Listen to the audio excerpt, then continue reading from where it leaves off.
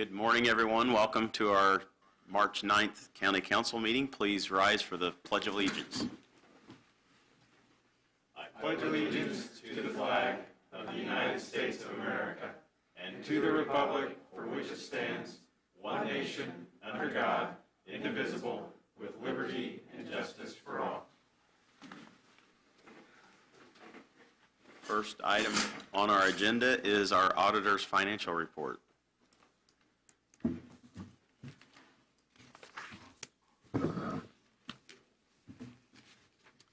Okay, in your packet is the financial report for March 1st, 2021.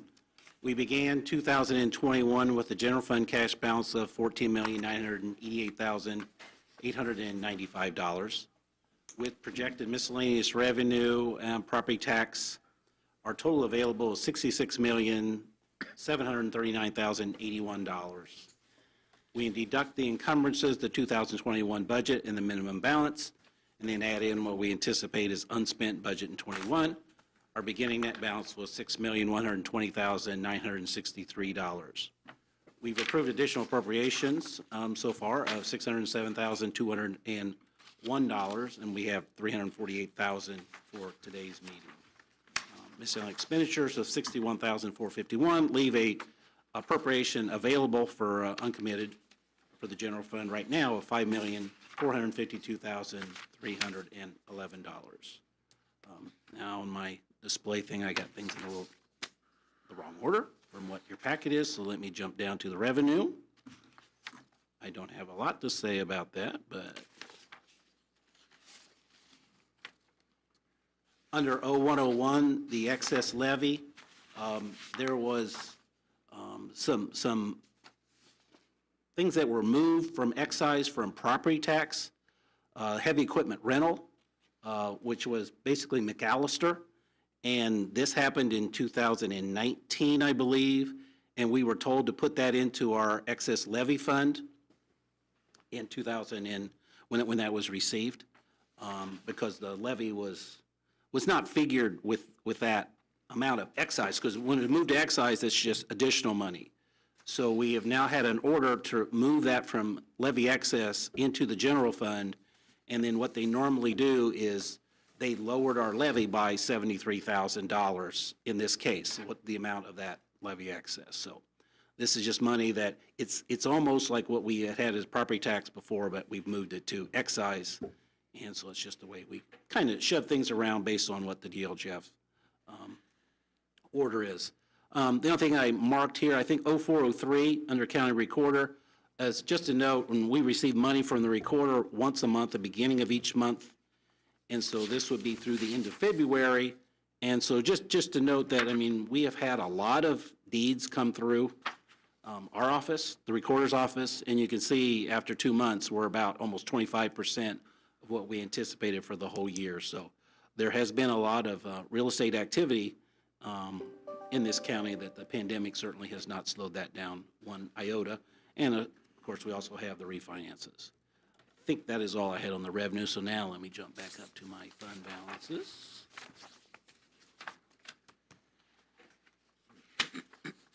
The general fund is the first one I'm going to mention, which is fund number 1000.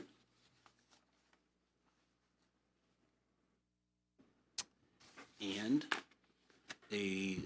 like most months we have that are not settlement months, we did, for the general fund, we did disperse more than what we brought in, but we're at $10.5 million cash balance, going into the first of this month. The next fund that I was just going to mention was 1112, which is EAT IT. We call it Lit Economic Development now. Just mention that in that we did make, we make 2 payments a year for the fairgrounds bonds. 1 payment a year is where the principal goes. So this $2.3 million that you see for expenditures, that includes $1.1 million of principal towards the payment of the fairgrounds bonds. So we have over $2 million of the principal paid off. So we're making little progress as we go through. And again, 1167, that's that levy excess where we had the money held there. So this is showing an expenditure, so we moved the money out to get that back to 0, which it normally is.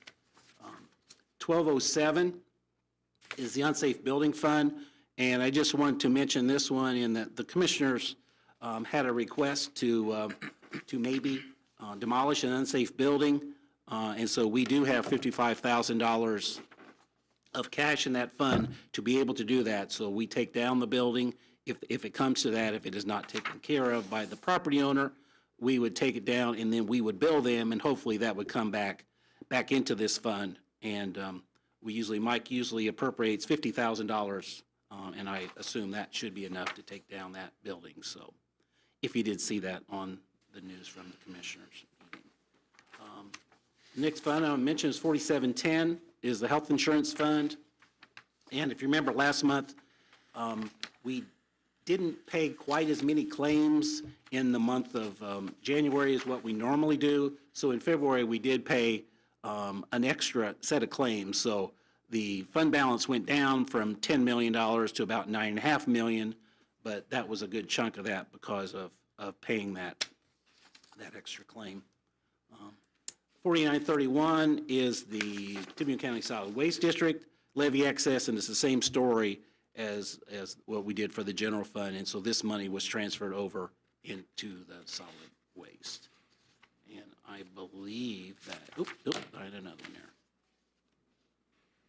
Fund 8900, this is just the in and out fund when we get the CARES Act money, and there was a supplemental distribution. We had $6.2 million that we received in CARES money, and I don't know if Tom wants to eventually, he could talk about that now if he wanted to, but there was another $626,000 that we received that eventually is going to be credited back to the general fund as we had turned in salaries to the state, federal government to get that back. So this is just additional CARES Act money, and that will go to the general fund.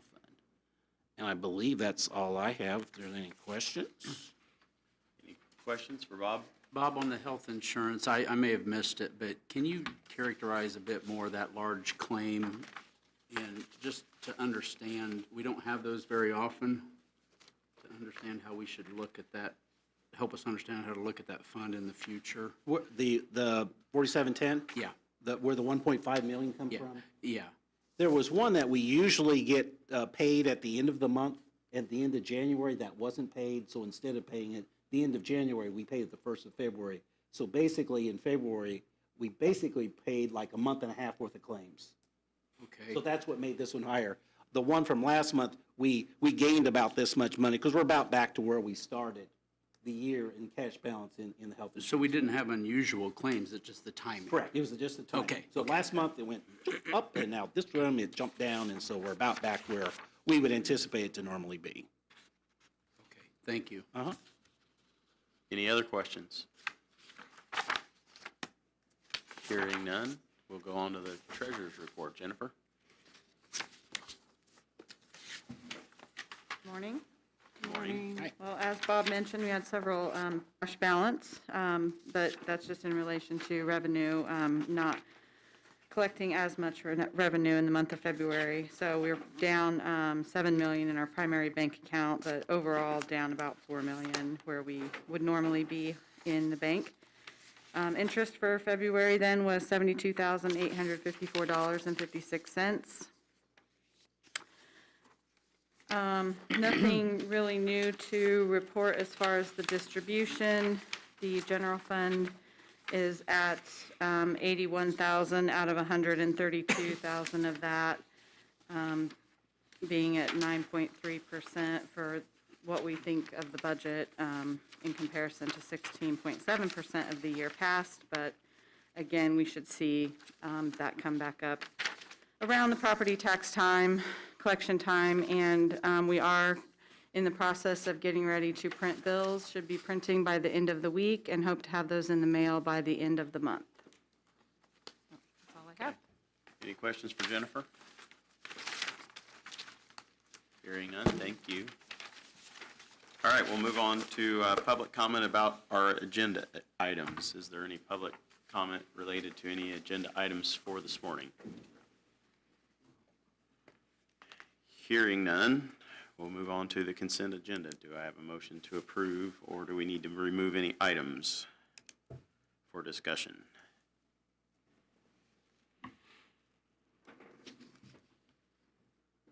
I'll make a motion to approve the consent agenda as presented.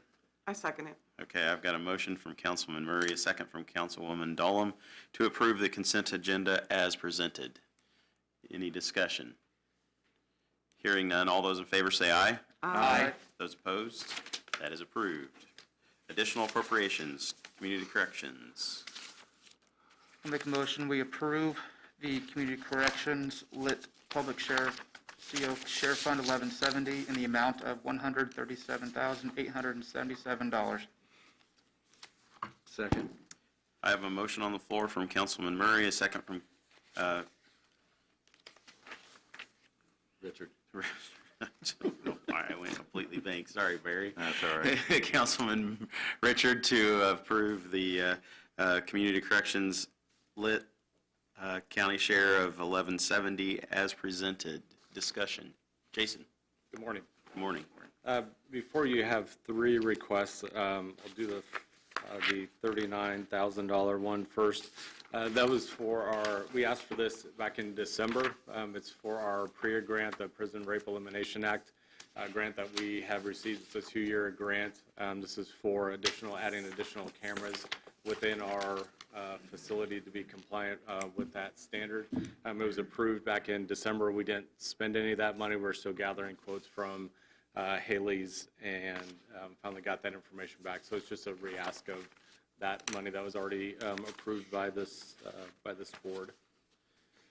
The second one is for $10,350. If you recall back in budget hearings, the discussions with the Sheriff's Department about the new software that they were bringing on board, and there were some discussions early on about how community corrections might be folded into both the patrol side of that as well as the jail side of that.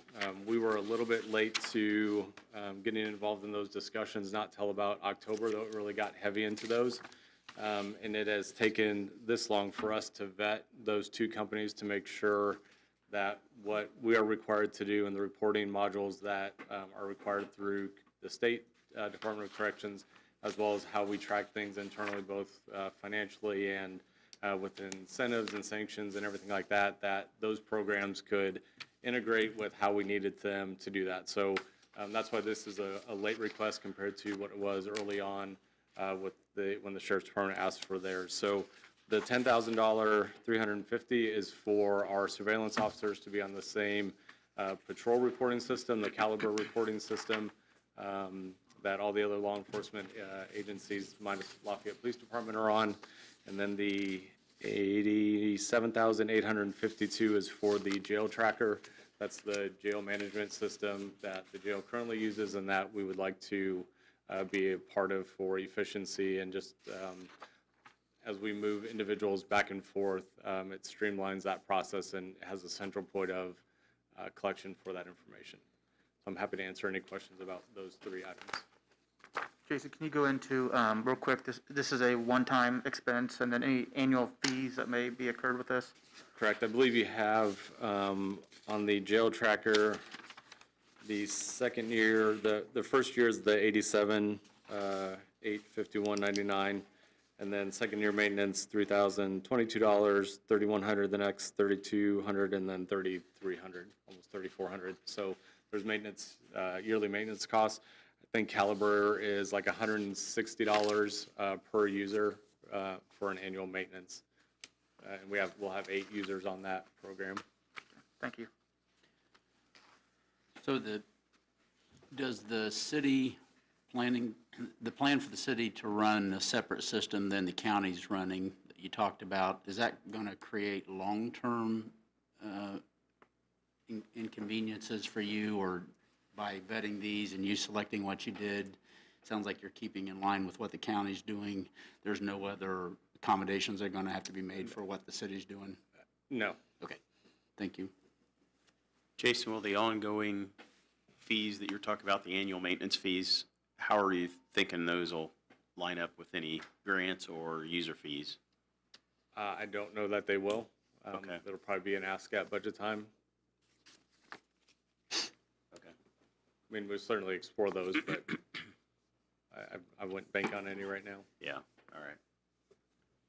Just thought I'd ask. Never hurts to ask. That's right. Any other discussion? Hearing none, all those in favor say aye. Aye. Those opposed? That is approved. Thank you. Thank you. Mr. President, I move approval of the 2021 salary statement for the prosecutor 4D fund as presented. I second. I have a motion on the floor from Councilman Winger, a second from Councilwoman Dolam to approve the 4D prosecutor salary statement as presented. Discussion. Pat is in Indianapolis today testifying for the high-tech crime unit bill and was unable to be here. He did send an explanation for this request. We currently pay pre-licensed attorneys to be interns, both on the legal side and in 4D. Evidently, the legal side are currently paid up to $25 an hour, which is what this request is for, so he can pay the 4D legal interns commensurate with what he's paying the legal side. There is funding for such already approved, so it would be just an approval of the statement. Okay. Any other discussion? Hearing none, all those in favor say aye. Aye. Those opposed? That is approved. Fairgrounds salary statement. And this, we have this one in there when we added this during budget hearings, and we did not ever have a salary statement to go along with that. So this is just to complement the appropriation that we have already had in the budget for EDIT. Right. You need us to. Yes, please, somebody needs to move. Mr. President, I'll make a motion, we approve the salary statement for the fairgrounds as presented. Second. I have a motion on the floor from Councilman Murray, a second from Councilman Richard to approve the salary statement for Fairgrounds Promotions and Events Director as presented. Discussion.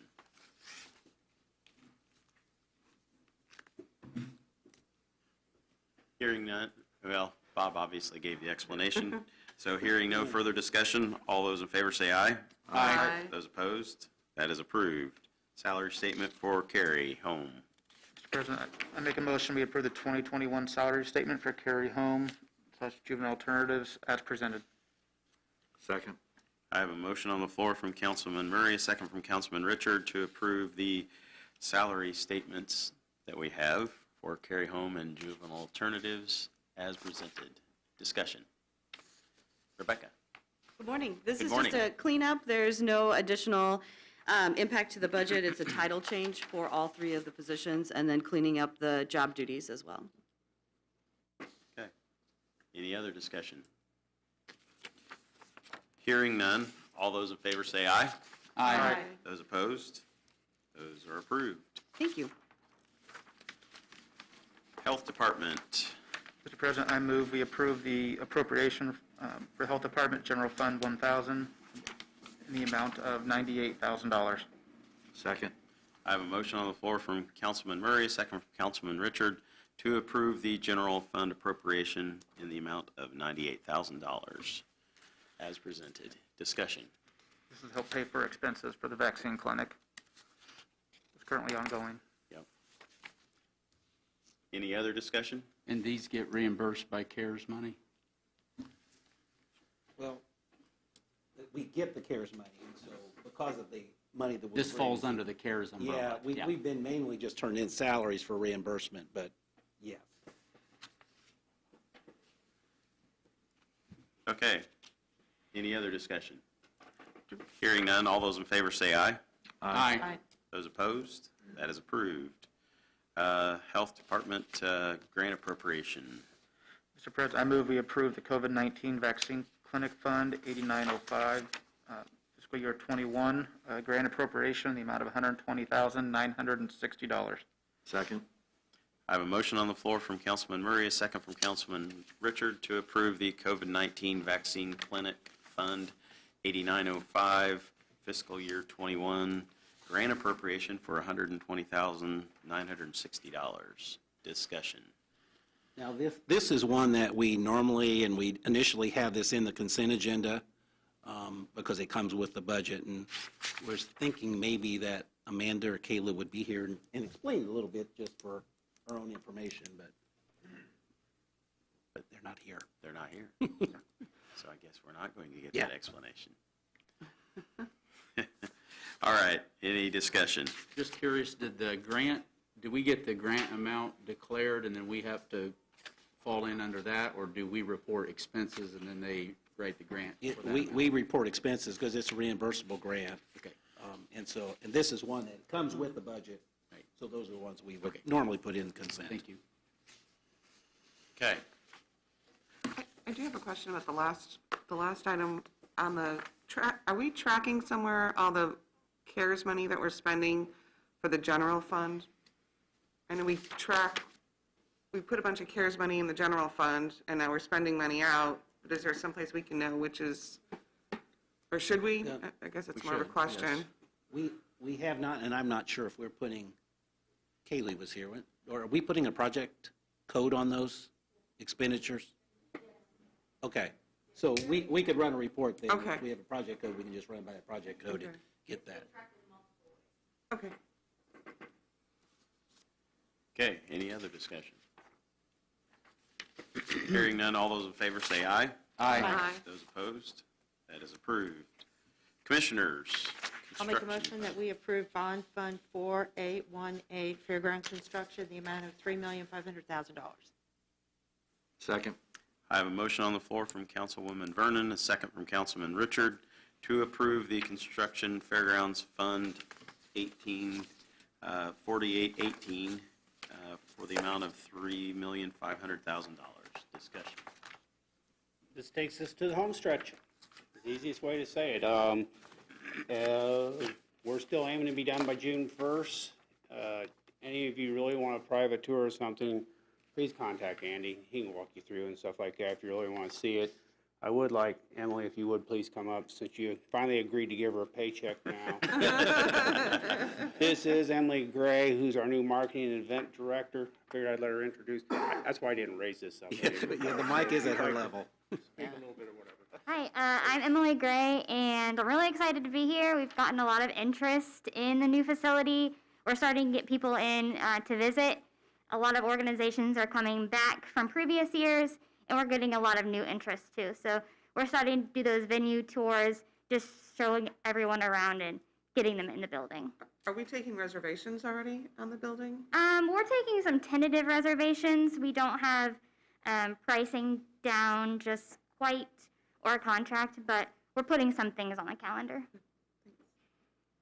Okay.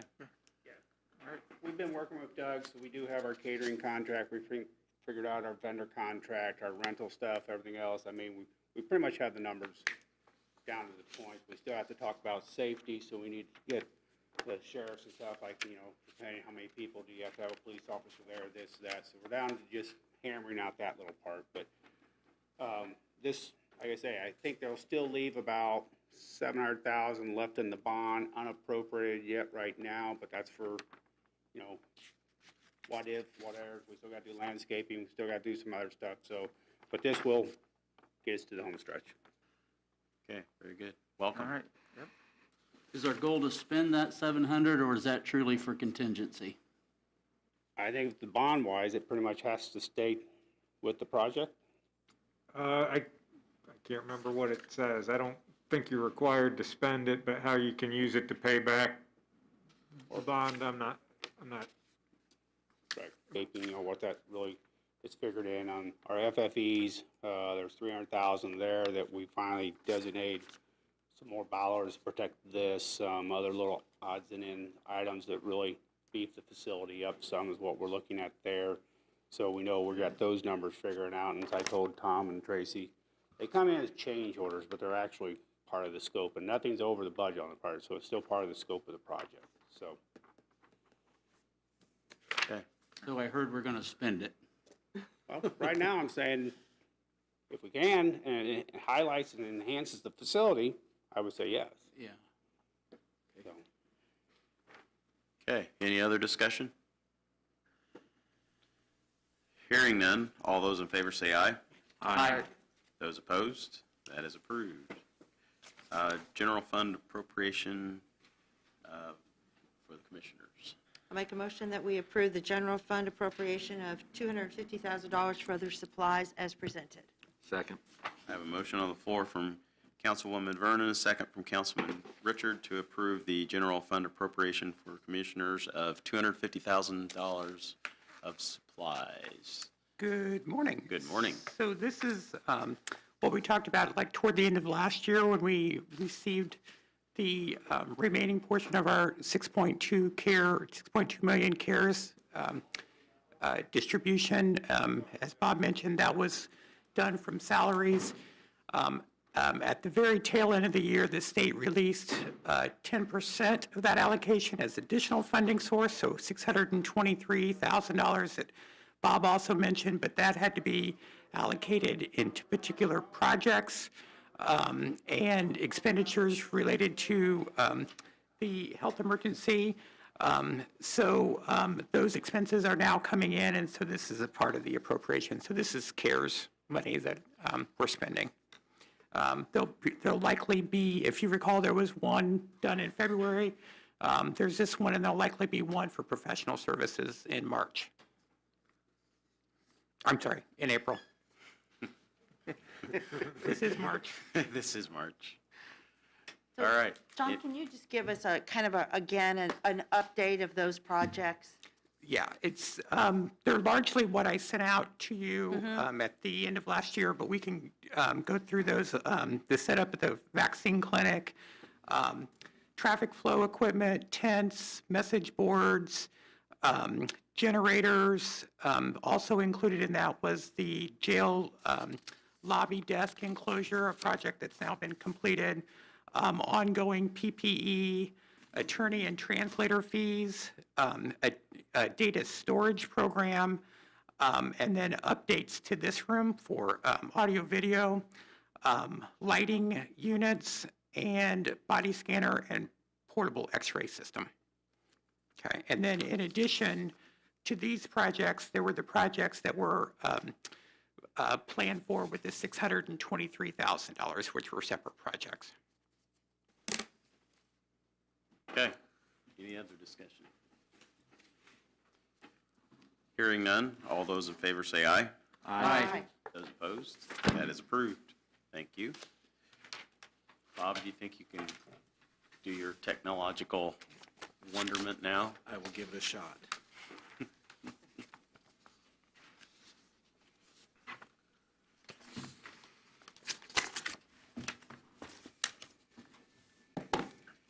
Sally D. Fahey is known for relentlessly serving her community as an admirable leader. Her commitment to the playing profession stems from a deep-rooted desire to serve the public in all forms available to her. She loves people, works hard, and always at the service of citizens, a true reflection of the Hoosier spirit.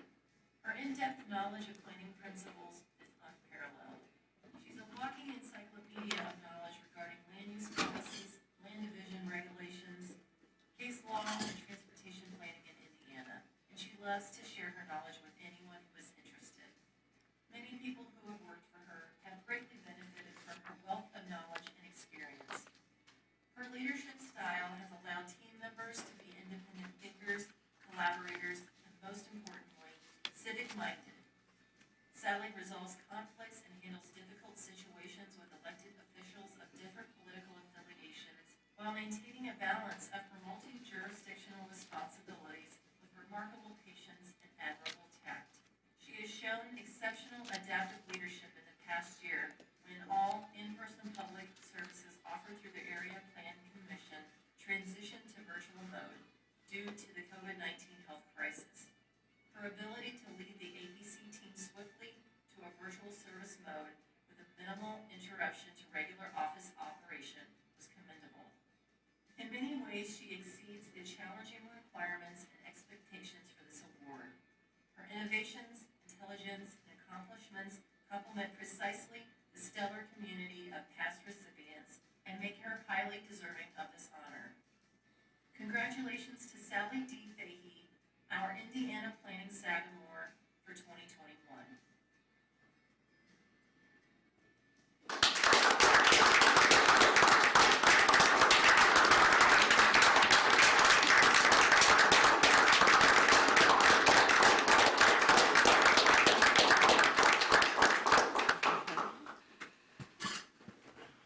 Well, as you all know, we don't ever do anything in life by ourselves. And so I have to credit everybody I've ever worked with for having received this honor from the State Planning Association. I can't imagine a place that I would have rather had my career than here. It's been remarkable, and the community is a remarkable place to live and work, and we hope that it continues that way, and I think that my successor, David Hiddle, will carry that forward, and I think we'll all benefit from his expertise and new ideas. So thank you very much. Thank you, Sally. Thank you, Sally.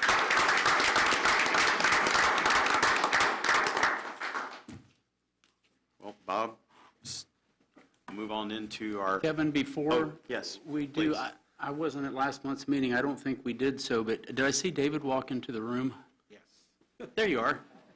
Has the council been introduced to David? No, I don't believe we have officially. Is that, I think that's Bob's wonderful technological help here. David's prepared. Yeah. David's prepared a solo that Bob was playing background music for, so go ahead and take it from the top if you would. Well, I'm very happy to introduce to you David Hiddle, who will be your planning director solo at the end of the month. You have 2 planning directors, so live with it for the next 3 weeks. Go ahead, David. I had not prepared anything, but I am absolutely delighted to be here.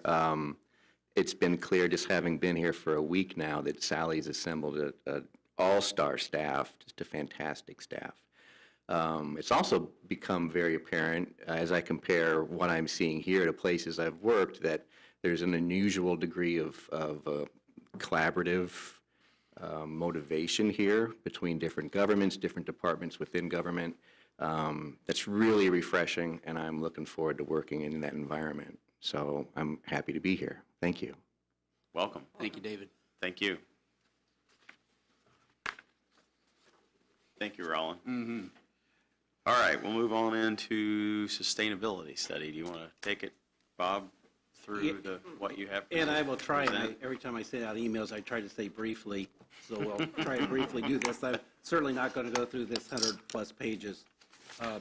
And this is available for the people in the audience on the auditor website under budget information if you do want to see this document.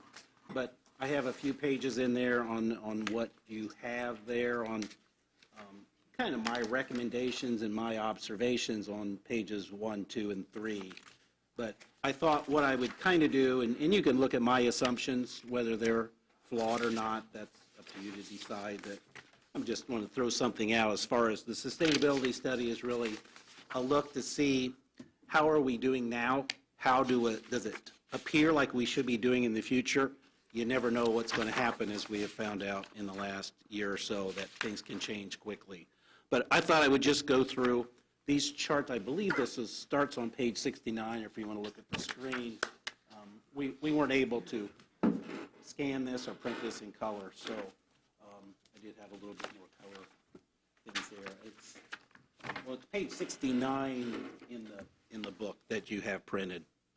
But just looking at the screen here, I'll just go fund by fund, and these are just the major funds, what I consider the major funds. The general fund, and anything that I have is my projection is in blue, so you're going to go from 21 through 25 on each of these funds. And if you can look at the chart, you can just kind of see, I did propose a 3% annual pay increase, because if we do less than 3%, we're kind of going to get into the situation we've had before when we get a new salary study done from Wagner, it comes that we're underpaid. And if we do 3% compared to what we have kind of more recently historically done 2%, it does get us a lot closer to what Wagner would maybe be recommending. So if we can do 3%, I would highly encourage that. And right now, and you can see from 2020, the revenue of $60 million compared to $52 million the year before, because of the CARES money, And we did see some reductions in some sort of individual revenues in the general fund. Health department, the shots weren't done, but property tax was there. Property tax collections were very, very good, better than probably anticipated. But now I'm going to go down in 21, and I'm going to show revenue that's less than that because we're not going to be getting the $6 or $7 million of CARES money each year. But you can see the general trend is that we are at least holding serve, and maybe we are increasing our revenues a little bit. And obviously, I'm probably going to be missing some revenues or some expenditures. And I think my plan does have a couple new employees in the general fund each year, and then we have more in public safety because that's where we've been adding them more recently. Eat It, Fund 1112, and you can see there that we are doing well, and you look over the last, that's pretty close to 25 years from when I'm starting in 2003, that we are having money to be able to do projects that we need to do. Can you pause there on Eat It? Things were darker than this looks at budget time last year for Eat It. What, has something changed? For Eat It or Cum Cap? Eat It. Well, if you do. Commissioners were telling us Eat It we were going to have to scramble, and I don't know if all the projects they were thinking of are included in this or no. We always have projects that are embedded within the appropriations that we haven't spent. And obviously, my cash is looking, what is the cash that we have? I don't know if the commissioners could address that as far as, if there's any major projects out there. Because we've been holding, you can forget about the 2025 line, but we've been holding somewhere around the $15 million cash balance for 15 years. So it has been pretty steady, and we have generally seen increases of Eat It. Income taxes, the increase is greater normally than what property taxes are, but. May I ask that question of Tom? Do you have thought there? Because that was primarily comments from you that I was referring to. So in regard to future projects, or I'm not sure I understand the question. When we were at budget time last year, you raised a hand to say, Eat It, we're going to have to be scrambling for Eat It money because it's not going the right direction. But it doesn't appear, it appears obviously it may have dipped a little bit here for 2021, but that doesn't appear significant. It looks like revenues are going to be staying ahead of planned expenses. Did something missed in this, I guess is what I'm asking. Well, Cum Cap is the one that was in dire straits and not necessarily Eat It. So, I mean, we are wrapping up our major projects within Eat It, meaning the Y project. Obviously, the courthouse project is complete, and we've obviously budgeted for the fairgrounds bonds. Our large projects are behind us. We were concerned about what Eat It revenues will be in 22 and 23 with the COVID event. What did you do with revenues there? I have a sheet in the book, but you can see that I've gone from 11 million in 21 down to 8 and then 9 million the following year. I see. So I've tried to, recognize the reductions we should see. Right. And when we're budgeting, we're trying to budget to current year's revenue and not to a fund balance. Right. Okay. Yeah, I know Cum Cap's got his thing, but I know we talked about this for Eat It too. Like we had to watch Eat It carefully. So thank you. Okay. The next one, and I do have a mistake on here that doesn't affect my cash balances here, but this is clerk record perpetuation.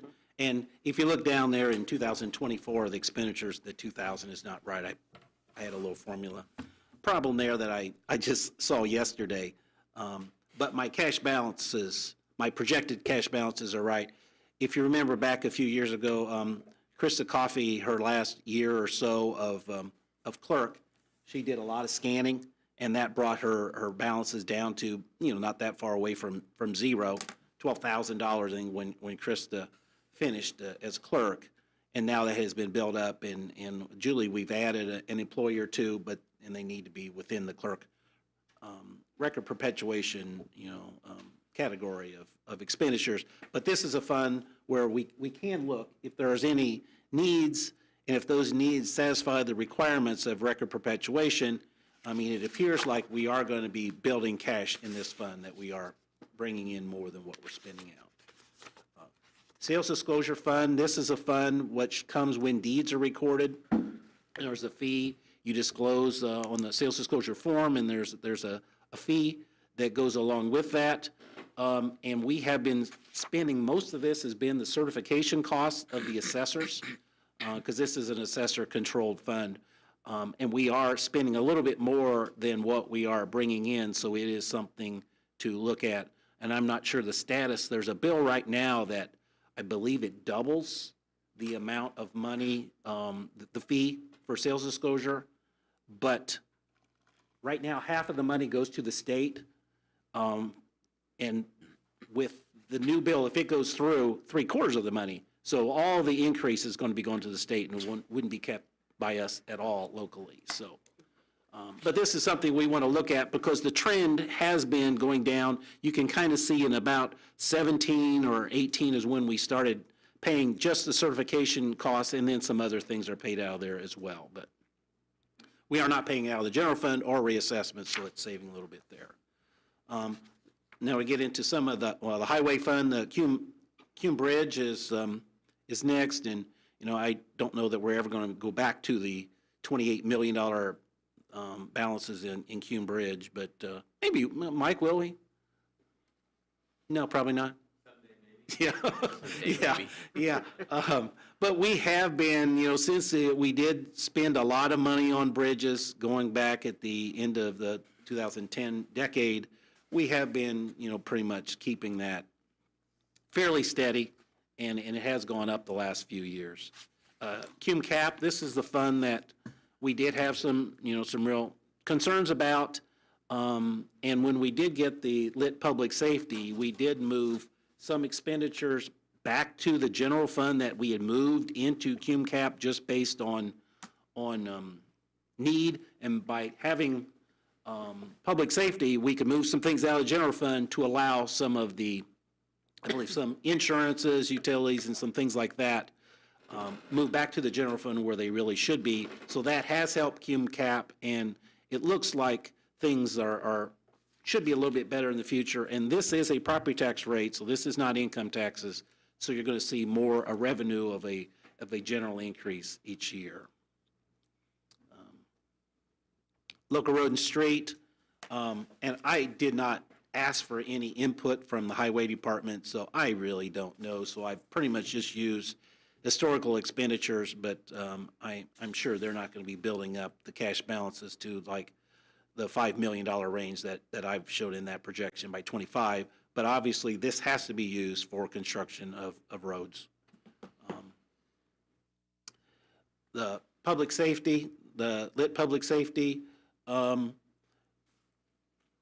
we don't want to build this up too much. We've got a nice little cushion there. We've got a balance if we need to spend some expenditures. But again, this is one where we're going to be seeing some decreases in revenue, since this is an income tax, so we probably will see some revenue losses there. But and in my plan, if you look at those pages in there, I think I do add a couple new employees a year, because I'm trying to just pretty much get it so it's flat, so we're not gaining a lot of money, but we're keeping our reserve.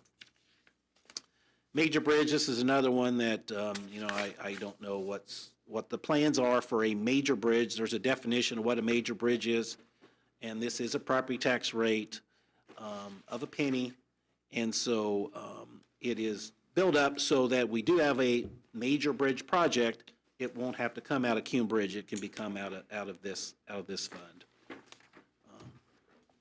And now we have the two highway funds. We have the restricted and the non-restricted. Restricted has to be used for road projects, and they kind of consider this a sub-fund, so we kind of move monies around, and that's why we got the balance at the end of 19 to exactly zero. We transferred money from highway, and there's still a bill around that I think that's still active to change. Right now, you have to do 50% has to be for road projects, restricted projects, and that would be going, or from 50% down to 40%, and it also would add some of the snow removal into a restricted activity where right now it is not. But, you know, we are doing much better here than what we did when you're getting down to like 2010 when we had $35,000 there. Pretty sure we're not going to be hitting $12 million by 25, but I don't have the knowledge to, since most of this was done in the pandemic time when I was sitting in my office and working away, and I didn't check with these other people. The plat book fund, this is an auditor-controlled fund, and this, again, when deeds are recorded, we receive money for that. And the fee, if you look down there, between like, it was probably changed in July 1st is when fees are changed, of 2019, and it did double that fee, and we have tried to increase some expenditures out of there. I've moved one employee who was partly paid out of here to fully paid out of here, and we do a $20,000 supplement to our GIS technician. We do have some scanning that we would like to get done. It may get done during my time in the office, or maybe not, but we do need to have some money in there, so it's not, I don't have enough difference there to try and, if things can be paid out of plat book fund instead of the general fund or out of our ineligible homestead fund, we want to do that. The rainy day fund, you know, we did have $7 million in there, and then we had some money that we gave to court services, and they paid it back when they got out of their little situation, and then some went to highway, and so that's where we went from the $7 million down to $3.5 million, and I think there's still some appropriation available for the surveyor out of here too, but at some point, you know, maybe we could put some more money into rainy day if we had that available. Reassessment, and you can see from the little chart, this has pretty much stayed steady over the last number of years, and we've tried to increase the levy each year, because that is kind of something, we go for the levy and then we can come up with a rate based on that. But when we increase the rate for reassessment, we are lowering the amount available for the general fund, so that's a little balancing act there. Recorder perpetuation, this money goes up, and you know, as I mentioned in the earlier part of the meeting, documents have surged forward a lot, and so that is going to increase the money going into this fund as well, and this fee went up a number of years ago, a few years ago too. The entire recorder budget is paid out of here, and we really can't expand that to much else. Shannon did do a little major project in 2020, so you can see we went from 320 to 483, and the money's available if she needs anything, so we don't have to be concerned about saving money for her. Recorder perpetuation, you can see that money it has been going up. If you look at the last red on the charts, it's going up, and we have done as much as we can to move some things around over there to get payments paid out there instead of the general fund. Ineligible homestead, this is an auditor fund. When somebody has a homestead that they were not supposed to have, we charge them back, and it goes into this fund. We've paid all of the operating supplies and part-time, and part of our recording secretary is paid out of this fund too. Eventually, this money is going to be gone because we don't bring enough money. We bring less money in than what we're spending. So at some point down the line, 6-8 years from now, that may have to go back to the general fund because we are spending twice as much as what we bring in.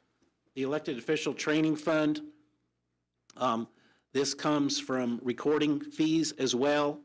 And so you see in 2020, obviously we did not do as much travel to go to training. There was some virtual, which a lot of times those were free. So that expenditure went down. I'm kind of anticipating that to go up once when we can go out to go to meetings. There might be more meetings available for us. But obviously there's limits to what we can spend this money on, and the money is going to continue to grow because with our county, we're going to bring much more in than what we're going to spend out. 911, and that kind of, you can have major expenditures, which we did in 2020, but going back to and when Tracy was sheriff, we had some real issues with 911 when people were going from landlines to cell phones. We had some real issues that we were going to be getting really low on money. That's not really the case anymore, so we're doing fine.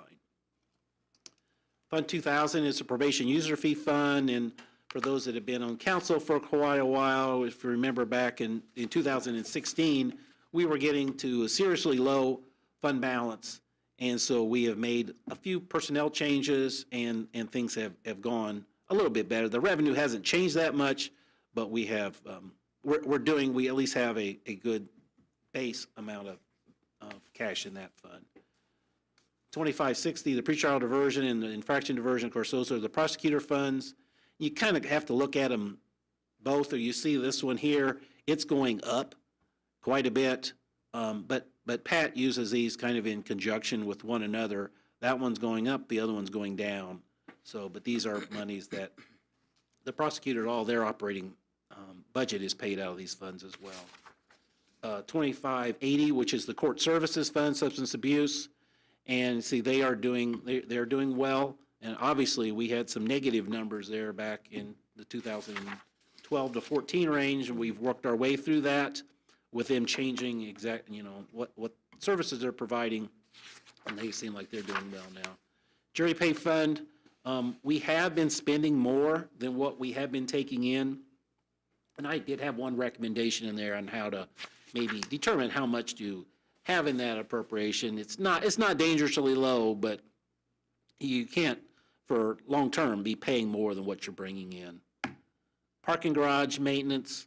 So this is the parking garage fees that are collected, and with the expenditures being the operation of that. And we are getting, our balance is like about $700,000 at the end of 2020. If there is something major in the parking garage, I mean, it would be okay to be taking, $250,000,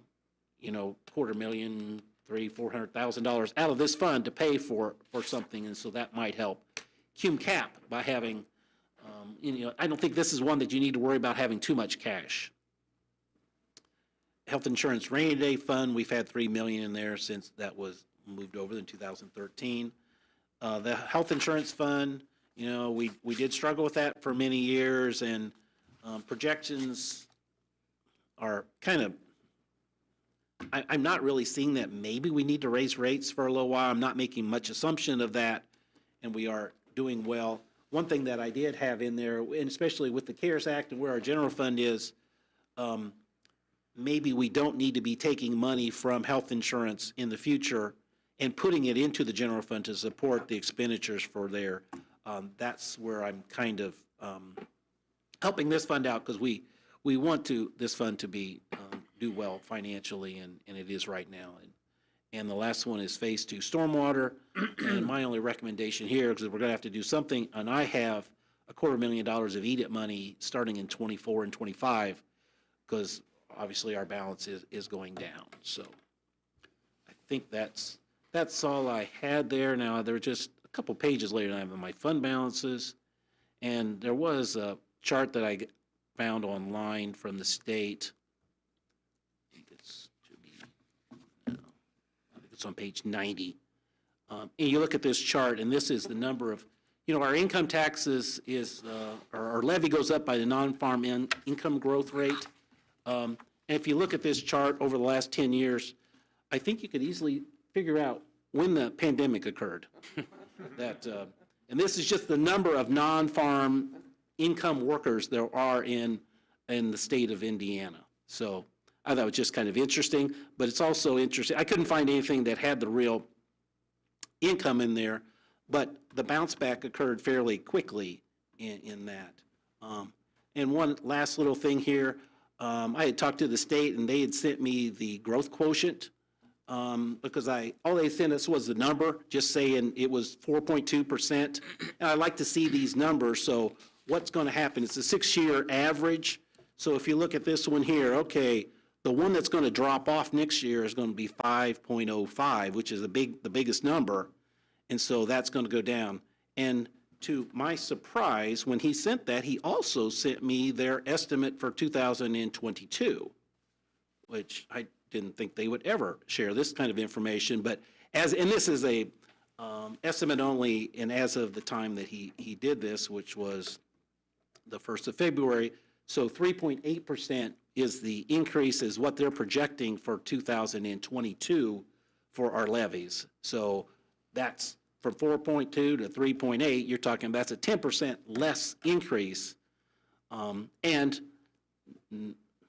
these are 2020 numbers, and my guess will be if anything happens, it's going to go down from there. So 3.8% would be, I would say, pretty much the max is what we might be able to see there. I think that's all I had to say. If there's questions, I can.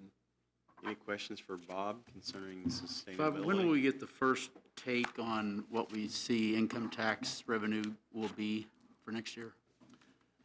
They don't send us anything out. And the first one we get is an overall income tax and not like what the Tippecanoe County share is or what the Lafayette share is. We should have it before budget hearings. And so that is an interesting one to know because this one is going to be a 10-month collection period. So certainly as soon as I get that, I will share that information. And has anybody guessed at how much of this new $1.9 trillion federal package the county is going to see? Because gosh knows we need money. My tongue was in my cheek when I said that, in case you didn't see my mask. So so NACO, which is the National Association of Counties, has put some preliminary numbers in as it was presented. So who knows how it ultimately will end up. As far as I know, it's not final yet, right? It's the Tippecanoe County alone would get about $38 million, a little more than $38 million. The county alone, not And the cities. The cities would get money from a separate pot. This is the worst budgetary problem I will have faced. I'm serious, on my 12 years on council. This is ridiculous. Yeah. But, okay, I've said enough for now. 38? Not 3.8. 38. Holy smokes. Bob just put in a 300% raise for all employees. Yeah, so forget the 3%. I've heard this number before, but that was after I did this report, or, yeah. Wow. Oh, for dear, oh. My last comment or question, Emily, really happy that you're on board, and Dave and Andy, great job of getting this to happen. When the one thing I've asked about before is we go into budget season and seeing what you guys, now you're closing in on the project. I'm hoping that the Fair Board and you all will continue the pursuit of a business plan for the fairgrounds. We've got a huge asset out there now. We've got Emily on board to help bring revenue in. I know you guys have been working on this a ton, but if that's not already in place, I know Justin strongly recommended that in his consultant report prior to approving the project, and any thoughts you want to share today, great, but if not, I hope as you build the program together, we can see a business plan that includes what we're paying every year for the mortgage, in essence, where your revenue projections are going to be to drive at something, and then obviously how expenses are being managed. So thank you. Just to tie into that a little bit, wrong, when we were doing the interviews, we got down to our final three, and Andy fired off what he said, put a marketing plan together. He had one back to us in 12 hours. Oh, wow. Great. So if we can build off of that and build that up into full pro forma and a business plan and P&Ls, would be We'll have a lot great. better idea once the rates, now that we can release the rates to the people. Yeah. In the next month, even we'll know what the fall looks like. It'll be strong. Thank you. Thank you. Yes, thank you. Any other comments or questions specifically about the sustainability? Hearing none, do we have any other unfinished or new business that we need to attend to? I was, Go ahead. Go ahead, I was Lisa. hoping for an update on, in January, we talked about a $1 million for energy with the new community corrections. I don't know if we had a new plan for that, for sustainable energy. I mean, it is, that's still a component of that plan, and I think it was limited to 800 and, it was slightly less than $1 million, I think, if I recall. But anyway, yes, that's still a component of the project. Okay. And we'll have, I mean, it'll be, solar panels will be all, if not, it'll be definitely a majority of that, if not all of that. Okay. Okay. I think our charge was $1 million, but when they backed out the project expenses and all Okay. that, it became 800 or 900, something like that. Okay. So we're going ahead and we're going to be buying those? Is that the plan? Okay. Okay, okay, it's included in the project. Okay. Doug, did you have a comment? Yeah, just on the general project, I thought I'd mention that last night, I got an email from DLGF indicating that it's their opinion that the rates would be outside the max levy, which is what we were hoping for. So we got confirmation of that, so it looks like we should be moving ahead. Okay.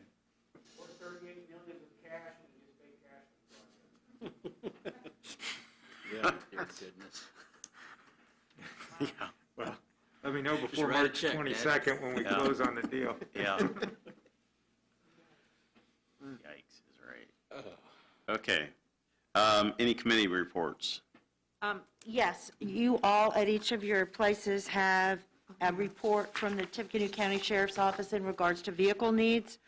As you recall, in the 2021 budget, we did give them 20 cars, and we also asked the sheriff to put together a report for us quarterly, just so that we can keep in mind what our obligation is going to be moving forward with the cars. So if the sheriff wants to Sure. review this with us. First of all, thank you for everything you've done. I've had to talk with you a few times recently. You've been very helpful. Second, we've been here an hour and 4 minutes, and you get walk-up music. I've been trying for 2 years. And Max gives you walk-up music. So anyway, Courtesy of Bob. on a serious note, and enjoy your time and congratulations. You asked for this last year. You gave us 20. Over the last few years, we've had cars cut. So what we projected is, and it goes out to 2024. If you look under these, you can forget the officers' names. It's just the way we have the form. It says current, that is their current mileage. And then yearly, Captain Ricks looked at how many miles they average a year. Some are higher, some are lower. You'll see that, well, you probably don't know this, but the younger officers drive them a lot more. The older officers, like Terry, they hide theirs in the garage and don't drive in there as much. But anyway, it looks like next year we need to replace 9, which is significantly lower than 20. We really could use, we have 2 positions that you all added for this year. We still have 3 openings at our department. We really could use 12. If we can't get it, I'm just going to tell you, we will figure out a way to make it work. And then for 2023, it looks like we need 7 right now, and then 5, and then hopefully those numbers keep going down. And the next plan is, like last year, we will get a list together that's has everything that goes in a vehicle. We will try to reuse things as much as we possibly can. And we're going to run into, I know Commissioner Brown and I had talked before, we're going to run into where we're going to be able to reuse some of these things because it's updated equipment. But that's where we are. If you have any questions, feel free to ask. So maybe I don't understand how to read this form. Sure. It said we need 12 in 2022? Well, no, we need 9. 12 would be great, but we understand with budget crunches and stuff like that, we can make 9 work. We do have 3 officers that need to start. We have 2 brand-new positions that we never had cars for. Okay, I follow. So, Sheriff, could you maybe in subsequent reports add in those additional vehicles that we'll need for additional officers? Yeah. Any of those kind of things? Yeah, we'll do 'Cause that. obviously, this gives us a handle on where we are with replacement, but obviously with new people coming in. yeah, with new we're gonna people, you'd have need to add, and we're assuming, especially if we get those 3, the way the academy's going, it's all backed up, they're not going to get out on patrol until sometime next year anyway.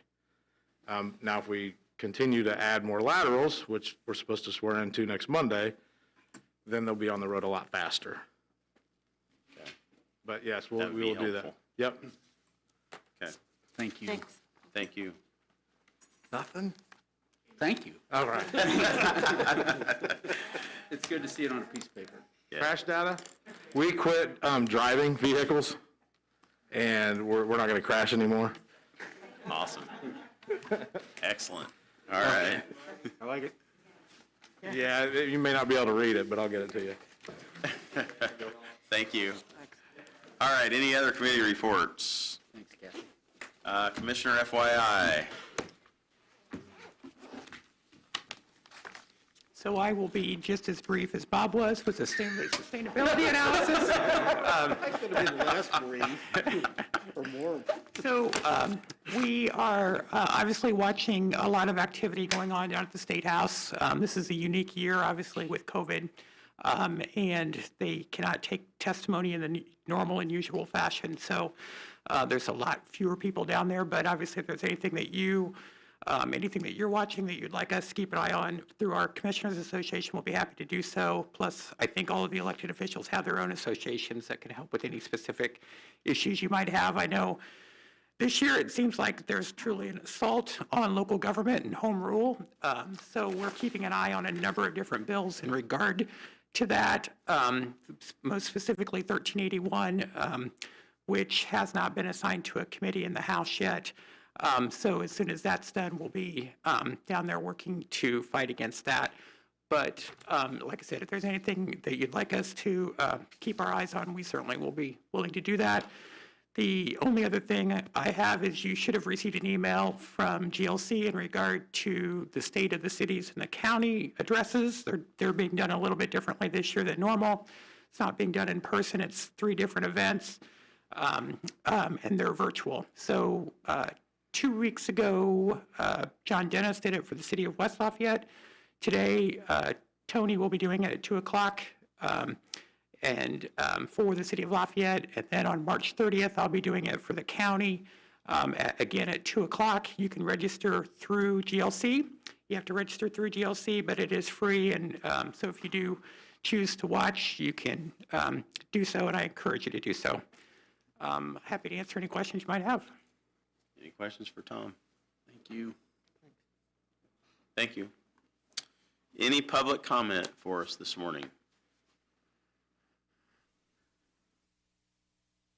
Hearing